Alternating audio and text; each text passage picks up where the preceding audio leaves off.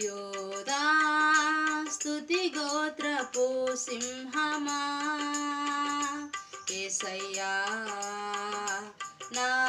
ఆత్మీయ ప్రగతిని స్వాధీనమా యోధా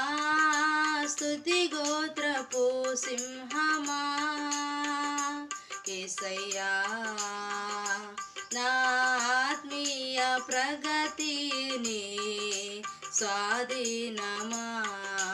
నీవే కదా